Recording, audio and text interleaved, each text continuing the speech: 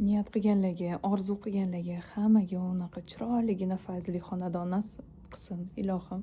Bu uyimizni 4 xonali uyimizni Darxon Avenue'da joylashgan. Assalomu alaykum. 115 kvadrat, 7-qavatda 12 etajli uyimizni полный full komplektatsiya shunaqa yevro avtorskiy remont qilingan.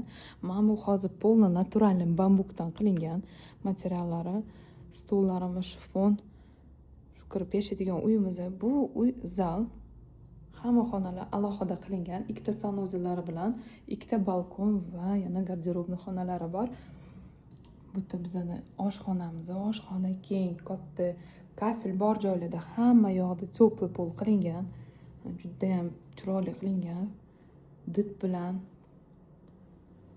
uzun konturli kotyolari, kengina, kattagina xolodilnik bo'lgan.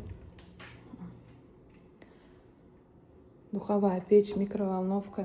Keyin ko'rishingiz mumkin, bu stol раздвижной, kattaroq qilinadi. Bemalol 6 personali stol qilsa bo'ladi. Просто hozir ixchamgina 4 kishilik stol qo'yganlar, stolchik. Tak mana 6 personali stollari bor. Bu bizning kengina unaqa koridorimiz. Bu kirish qismi.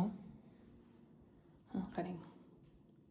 Shunaqangi chiroyli ranglarni qilganlar, yashil eshiklarimiz va mana bu polchkali garmonировать qilganlar. Xo'sh, endi xonadan boshlaymiz. Yana plus bu yerda ham shkaflar bor. Misol uchun между sezonkalar yoki ustki kiyimlar ko'p bo'lmaydi va bu yerda mana mashinka qo'yilgan полностью. Keyin mana bu yerda parashokli joylari bor. Hamma narsa продумать qilganlar. Bu yoqda bizda bitta spalnya. Bu endi yosh kattaligami yoki подростковый xonacha unaqa.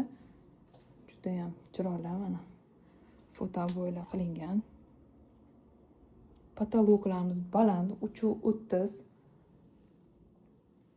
Devor bilan bitta rang qilingan eshiklarimiz.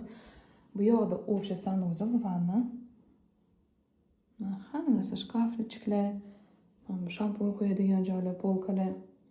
Такой морской tematikda qilingan. Bu yoqda bizda детский xona. 2 farzandli uchun bemalol 70 kilo ko'taradi deb aytishganlar. Undan ham ko'p ko'tarsa kerak. Bunaqa xaki ranglar o'xshagan рабочий stol.